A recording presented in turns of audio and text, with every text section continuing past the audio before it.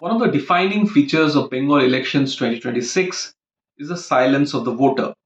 I've been speaking to journalists touring the state, and all of them are telling me that the Bengal voter is simply refusing to speak about his political choice this time.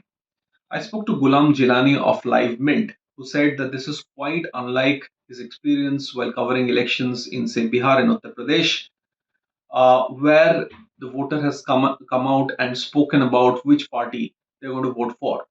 But in mostly rural areas in Bengal, the Bengal voter is tight-lipped. Now, this Jilani believes has to do with the history of post-poll violence in Bengal, be it 2021 or in the years before. Every time election was held, violence ensued, which is why, according to Jilani, the voter is being tight-lipped. Pratim Ranjan Bose, senior journalist and analyst, told me that this has also to do with the missing BJP candidate. Bose said that there are many voters this time in Bengal who want to vote for change, but they simply cannot find their local candidate. Now, Bose said that there are big rallies by Prime Minister Modi and the Home Minister and other top BJP leaders, but the local candidate is mostly missing from constituencies. And the voter who wants to vote for change is not getting the assurance that is needed to do so. Now, Gilani also says that one of the reasons is, of course, post poll violence that happened in 2021 and years before.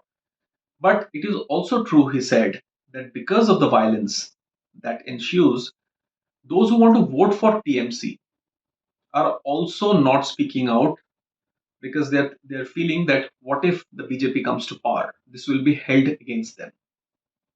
Now, BBC put out a documentary in 2024 called Children of the Bombs, which told us the extent of this violence.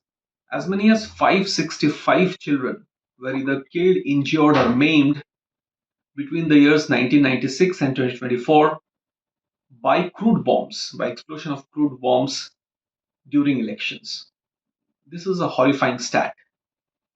But apart from the silence of the Bengal voter, there is another defining feature of this election, and that is no clarity over big issues. Which way big issues will affect the polls? The biggest issue, inarguably, is the issue of the SIR.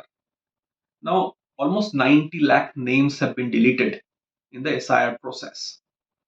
There was a sense, and the global media has spoken at length about it, as also our media, that this would aid the BJP because a lot of names were the electoral roles which should not have been. There needed to be an electoral correction, and the electoral correction to this extent would end up helping the BJP in this election. And also, there was an allegation, mostly from those who are opposed to the BJP, that there were targeted deletion of Muslim names from voter rolls by the SIR process. But when the data came out, almost 63% of the names deleted were found out to be of Hindus. And uh, media reported that this was specifically true of Motua areas, a vote bank that the BJP has been nurturing for a while. Times of India reported recently that there is palpable anger in certain Motua constituencies about the deletion of names in SIR. So the exercise that was supposed to help the BJP, now we do not know which way it will affect the polls, whether it will help the BJP or the TMC. Pratim Ranjan Bose, who I spoke to, said that no political party can say for sure what the effect of SIR would be on the polls. Then take the instance of the minority vote bank. Now, the minority vote has been solidly with the Mamata Banerjee led TMC. But with the emergence of Humayun Kabir and his new party, there has been a sense for the past few months that the minority vote will split.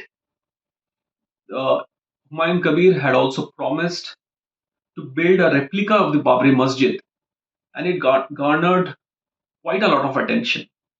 Thousands had descended on that spot in Murshidabad for the bricklaying ceremony.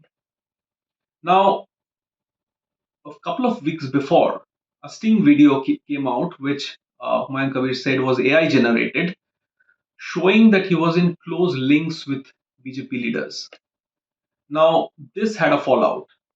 Asaduddin Owaisi's AIMIM, which had tied up with Humayun Kabir's party, is now no longer in alliance.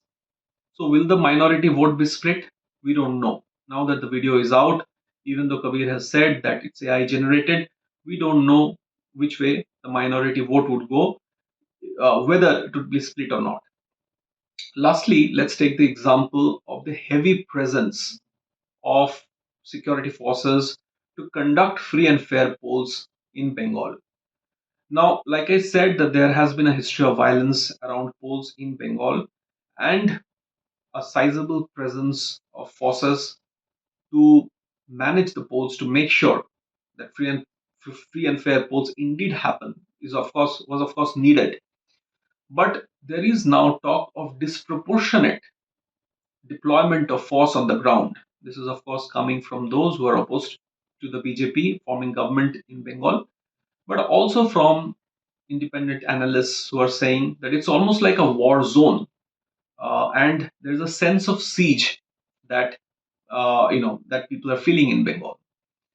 So no clarity on big issues. We don't have an idea which way the big issues will affect the polls, and of course, the silence of the Bengal voter are the defining features of this election, which are about to happen.